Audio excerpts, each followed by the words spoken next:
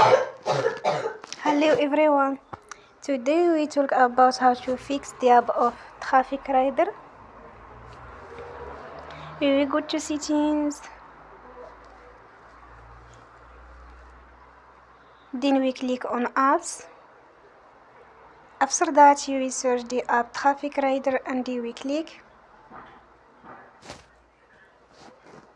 Then we will on for stop. After that you will go to storage. Then we click on clear cache.